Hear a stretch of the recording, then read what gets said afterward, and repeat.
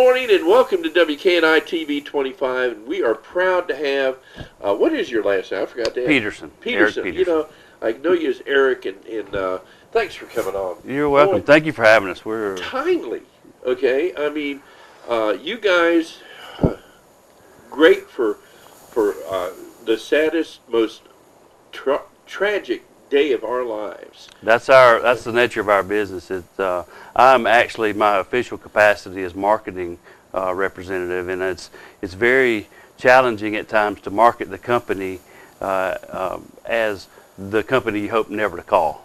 Right. You know, so in our case, it was a house fire, Mm-hmm. and you guys were out here. I think a day or two after the house. I think it was the next day, and you guys had everything lined up, and you know you contracted stuff, and I mean it was like a whirlwind. And I'll talk to you a little bit about that because we have talked about that. But it is a when you have something happen. You know, if you'd have asked me 6 months ago, Eddie, do you think you'll ever have a house fire? I would have said no. You know hundreds of people in Alabama alone that if you would have said, do you think my house will get hit by a tornado? Okay, no, it's not going to happen. And you've seen that hundreds of times. right. And just recently going on in our community, flooding. And there's a lot of different things that you all cover, and Right. we're going to talk about that. And one of the things I want to talk about, we want to talk about what y'all provide. You provide fire, water, mold, as y'all can see right here, and cleanup and restoration. But let's go a little bit deeper, okay? I didn't know anything about ozone, Right. okay? When you took our stuff out of this house, I was told it was going through an ozone room. Everything would be put in an ozone room. And what does ozone do? Ozone changes the molecular structure of the oxygen. It actually changes it from O2 to O3, which allows the liquid molecules of the oxygen to be removed. It makes them heavier, denser, changes them, and the odor that you smell. And one thing that we learn in our business is smell is something that you do, and odor is something that you detect. So as the odor is released, we are able to remove it from the air with it being in a ozoned state. So, in other words, like the smoke smell that would be in our house from the fire. Odor. Smoke odor. Okay. Correct. You got it.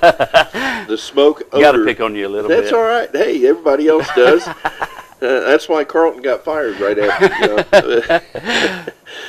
Y'all don't get to see what happens off camera around here. It's almost like a real. I'll show you 3, 2, 1. 3, 2, 1, buddy.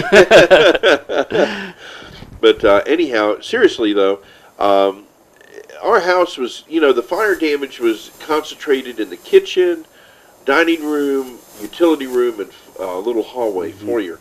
And that was where the fire damage was. You make it sound small, but Well, it did. When you say that, people assume, wow, gee, Eddie, that wasn't that bad, was it? Yeah, it was.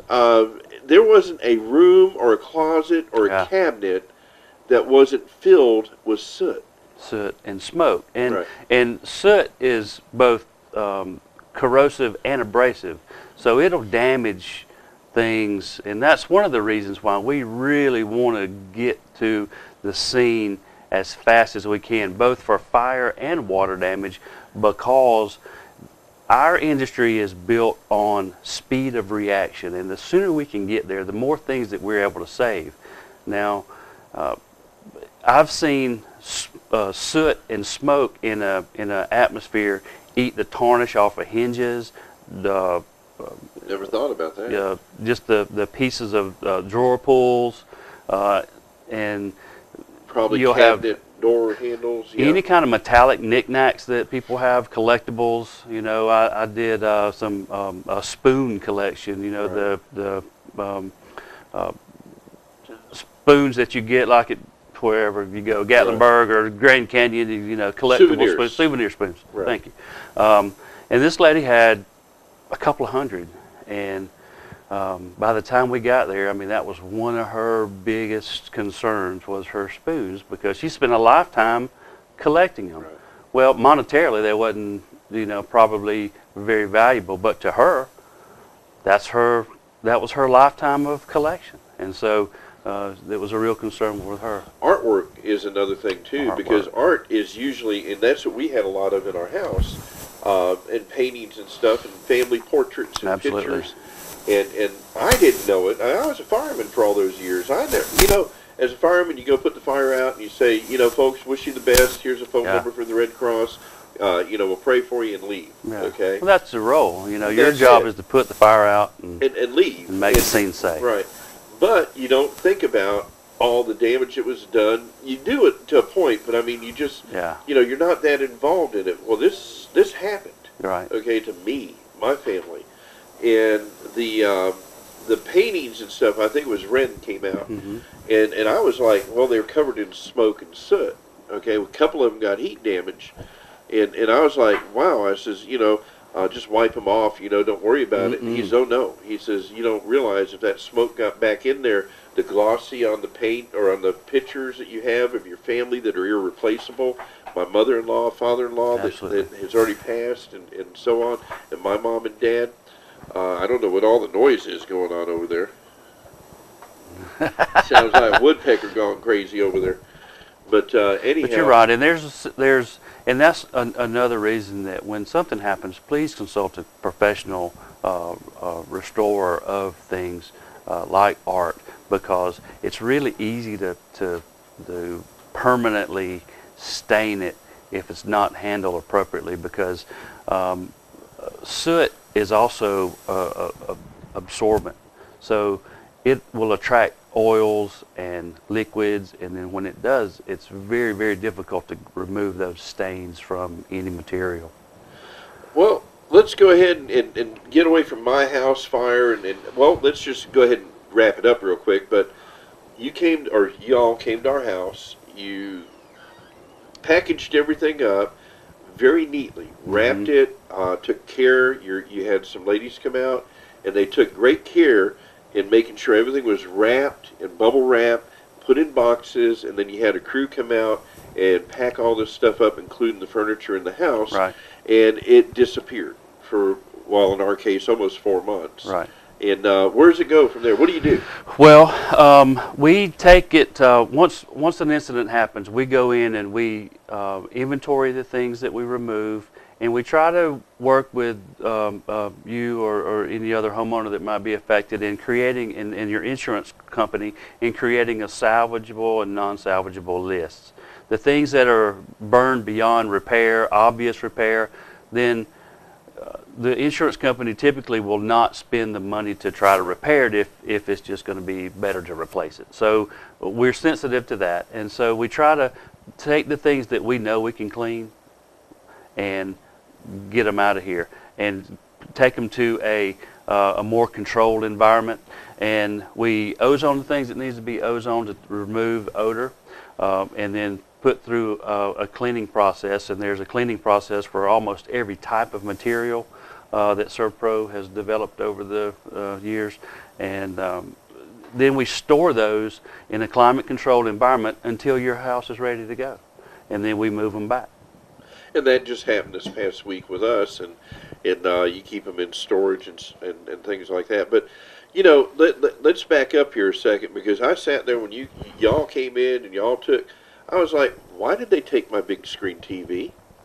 And I was like, come on now, I have to have my TV. Super Bowl was coming, right. And the holidays, and the Macy's Christmas parade and all that stuff. I missed all that on my big screen. I got to watch it on a little bitty TV about that big.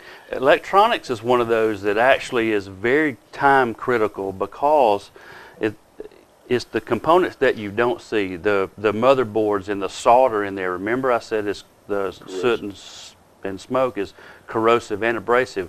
Well, it'll eat up a motherboard, the solder off of a motherboard relatively quickly, and then it's a replaceable item by the insurance company, where if we get it soon enough, we can restore it through the electronics division of SERVPRO. That it's a much less cost, and it puts you, the insured, back in a pre-loss condition at minimal expense, and that's what we feel our role is.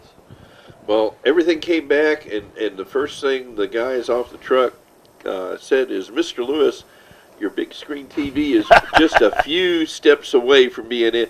Where do you want it? Do you want it bad? And you know what? It was like a kid on Christmas. I was, man. And then opening up all them boxes afterwards, you know, and I was unpacking all those boxes and putting things up. It was like Christmas all over again. And you're not going to get in that, are you? But we like that, you know, although we jokingly say that, you know, we're the company that you hope never to have to call.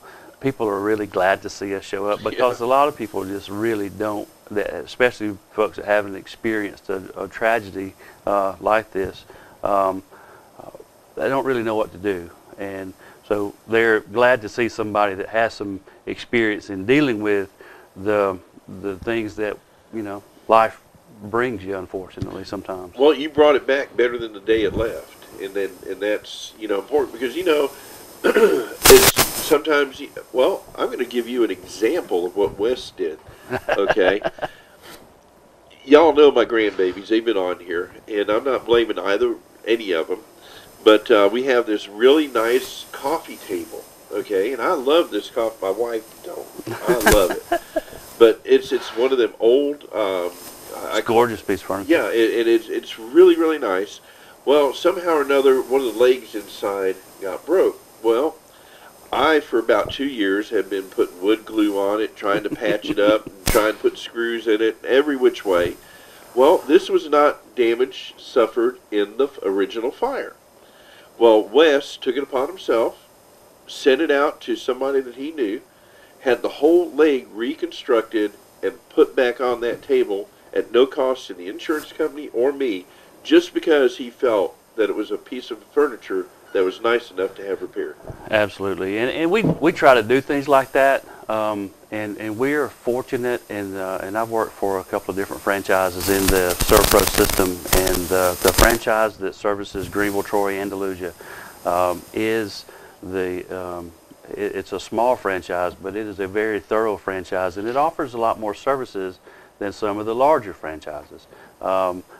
Construction and finished carpentry and things like that allows us to do some things like to repair the table without you know, incurring a lot of expense for us, but it allows us to go above and beyond our original commitment. Folks, we're going to be talking about some other jobs that y'all do, some of the tragedy that you have seen, especially in North Alabama, with the tornadoes that went through there. There's no words that can describe what total devastation means when you have everything you own. In fact, if Teresa will hand me that picture over there, we were just talking about before we came on the air, there were 15 tornadoes between Mississippi and Alabama the other day, and I don't know where this came from, okay, but here's a picture that we found out in the yard up against the shrubs, and it's water damaged. But, you know, things go many, many miles from one of these tornadoes. And I heard stories on the internet and on TV where people have found items hundreds of miles away that belong. And this is an older couple sitting on a chair, and I'm sure it's somebody's loved ones. Okay, and you know, I don't know if it came from the storm or not, but it was right out here by the gate. And you know, there you go. April 27th, 2011 is a day that'll certainly for Alabamians live in infamy. I at that time worked for SERVPRO of Birmingham, which is the largest SERVPRO franchise in the country. And the tornado that came through Tuscaloosa actually came through northern Birmingham, Pleasant Grove, Pratt City, Fultondale, and then went out to the north to Oxford, Anniston, up that way. But we worked heavily in Pleasant Grove and Pratt City and Fultondale, and we found things that had addresses and documents from Tuscaloosa. In Pratt City, there was most of a vehicle found, and nobody knew where it came from. Wow. And, you know, those things just they pick up people's lives and just scatter it all over. Scatter this could have been, I'm not sure, but it could have been up in the cloud for several hundred miles, and just hanging up in there, because this stuff's light and it'll float. and you know, it's heavily damaged, but it's something that is salvageable, and you know, it's a picture, and that stuff, you know, you don't go around hundreds of miles away and pick up their stuff, but it's lives that are changed forever in this Forever. stuff. And you want to try it just like I'm trying. If you know who that is, we'll have it up on here later on. But you know, if you know who that picture belongs to, or know somebody that lost a picture like that, it's here at WKNI TV. And but when we come back, I want to talk about some of the disaster prepared things. We've got several things coming up here in Andalusia, or Covington County, and over in Evergreen, I think, or Butler County and Butler Greenville. County, Greenville, Mm-hmm. and several events that are happening. I want to talk to you about flooding, because right now, you know what, we're under a flood watch. Yes, it's not often we get 7-8 inches of rain in a short time. I'll tell you what, I almost got a life preserver, because it was. We got to talk about flood insurance, because that people get confused about that. Absolutely. And you know, for people like you trying to help them, it becomes a hindrance and an obstacle, because people don't understand. And hopefully, we can help clear that up. But we're going to take a quick commercial break. We're going to be right back with Eric Peterson from SERVPRO. He's right here in Andalusia. You can reach him at 334-371-7378. They're a 24-hour emergency service. And we thank you for coming on and talking about all this. We'll be back. Remember, you got to say, I'm ready. keep it real. Keep God in it. There you go. I like this. All right. All right, folks. We'll be right back right after this. We love you. God bless you. Thanks for tuning in.